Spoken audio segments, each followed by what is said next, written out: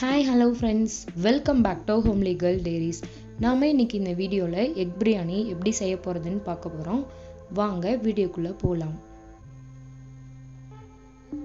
First 4 egg நான் boil பண்ணி எடுத்துக்க போகிறேன். பாயில் பண்ண எக்கை நம்ம டோஸ்ட் பண்ணணும். அதுக்கு கடாயில் 2 டேபிள் ஸ்பூன் ஆயில் விட்டு 1 டேபிள் ஸ்பூன் மிளகாத்தூள், 1 table spoon salt, 1/4 table spoon மஞ்சத்தூள் போட்டு அதுக்கப்புறம் நம்ம வேக வச்ச எக்கை போட்டு நல்லா டோஸ்ட் பண்ணி எடுத்துக்கணும். இந்த எக் பிரியாணிக்கு ஃபஸ்ட்டு எக்கை டோஸ்ட் பண்ணி நம்ம ஃபைனலாக ஆட் பண்ணும்போது சூப்பராக இருக்கும் டேஸ்ட்டு. நம்ம அதனால் எக்கை நல்லா டோஸ்ட் பண்ணி எடுத்துக்கணும். இந்த மாதிரி நீங்கள் நல்லா டோஸ்ட் பண்ணி ஃபஸ்ட்டு எடுத்து வச்சுக்கோங்க. அதுக்கப்புறம் இந்த எக் பிரியாணியோட மெயின் பார்ட்டே இது தான். மசாலா தயிர் ரெடி பண்ண போகிறோம். ஃபஸ்ட்டு அதுக்கு 1 கப் தயிர் எடுத்துகிட்டு அதில் 2 table spoon garam masala, 1/2 table spoon மல்லித்தூள், 1 டேபிள் ஸ்பூன் காஷ்மீரி சில்லி, ஃபைனலாக 1 டேபிள் ஸ்பூன் மிளகாத்தூள் போட்டு நல்லா நம்ம மிக்ஸ் பண்ணிக்கணும். அந்த மசாலா எல்லாம் நல்லா அந்த தயிரில் பிளெண்ட் ஆகுற மாதிரி நல்லா மிக்ஸ் பண்ணி வச்சுக்கோங்க. நெக்ஸ்ட்டு பிரியாணி பண்ண ஸ்டார்ட் பண்ணிடலாம். அதுக்கு நான் இன்றைக்கி குக்கரில் தான் செய்ய போகிறேன்.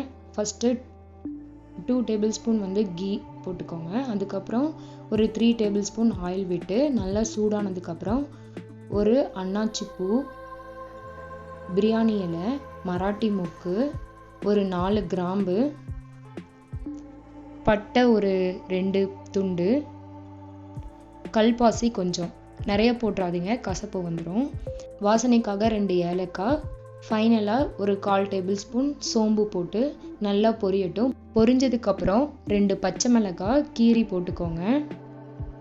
அதுக்கப்புறம் 2 பெரிய வெங்காயம் கட் பண்ணி அதில் ஆட் பண்ணி நல்லா வணக்கி விடுங்க. இந்த ஆனியன் நல்லா குக் ஆகும் போது தான் பிரியாணி சூப்பராக இருக்கும். நல்லா வணங்கினதுக்கப்புறம் நம்ம அடுத்தது சேர்க்க வேண்டிய இன்க்ரீடியன்ட்ஸ்லாம் சேர்த்தோம்னா பிரியாணி சூப்பராக இருக்கும். அதோட ஸ்மெல்லும் சூப்பராக இருக்கும். அதுக்கப்புறம் நான் இஞ்சி பூண்டு பேஸ்ட் ஆட் பண்ண போகிறேன். 2 ஸ்பூன் நம்ம அரைக்க முடியாது. அதனால் நான் இந்த வீக்குக்கான இஞ்சி பூண்டு பேஸ்ட் மொத்தமாக அரைச்சேன். அதில் லைட்டாக மஞ்சள் போட்டு வீக்கில் ஸ்டோர் பண்ண போகிறோம் அப்படின்றனால மஞ்சள் தூள் கொஞ்சம் லைட்டாக ஆட் பண்ணி அரைச்சி வச்சேன். அதனால தான் மஞ்சளாக இருக்குது. அது ஒரு 2.5 டேபிள் ஸ்பூன் போட்டுட்டு நல்லா பச்சை வாசனை போகிற அளவுக்கு வணங்கட்டும். வணங்கினதுக்கப்புறம் 2 தக்காளி கட் பண்ணி போட்டுக்கோங்க. கொஞ்சம் சின்ன சின்னதாக கட் பண்ணிக்கோங்க. அதுவும் நல்லா வணங்கினதுக்கப்புறம் ஓரளவுக்கு ஃபஸ்ட்டு கொஞ்சம் நேரம் வணங்கினதுக்கப்புறம் கொஞ்சம் உப்பு போட்டிங்கன்னா இன்னும் நல்லா ஃபுல்லாக நல்லா மசிஞ்சு வந்துடும்.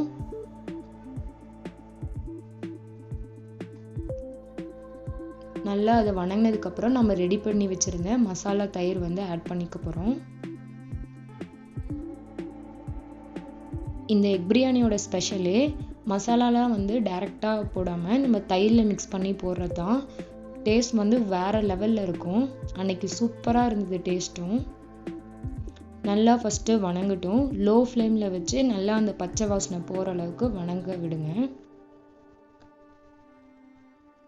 நல்லா வணங்கிருச்சு பாருங்கள், மேலேயே எண்ணெய் பிரிஞ்சு வந்துருச்சு. அந்தளவுக்கு வணங்கினதுக்கப்புறம் அதில் ஒரு கைப்பிடி கொத்தமல்லி தழை, ஒரு கைப்பிடி புதினா போட்டு நம்ம நல்லா வணக்கி விடுவோம்.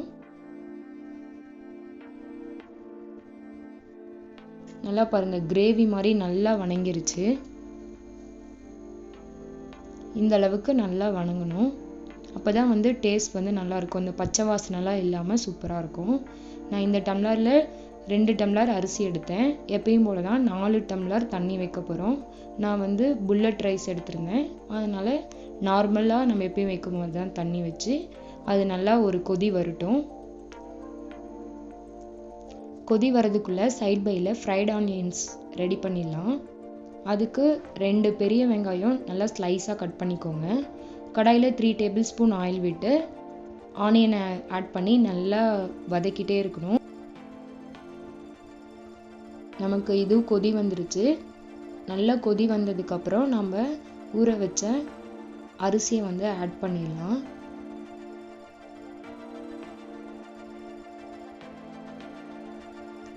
அரிசி போட்டதுக்கப்புறம் ஒரு கொதி வந்ததுக்கப்புறம் நாம் டோஸ்ட் பண்ண எக்கை வந்து ஆட் பண்ணிடலாம். ஆட் பண்ணிவிட்டு கொஞ்சமாக கொத்தமல்லி தழை வந்து மேலே வந்து ஆட் பண்ணிடலாம். ஃபைனலாக நம்ம ஃப்ரைட் ஆனியன்ஸ் மேலே லைட்டாக போட்டு விட்டுலாம்.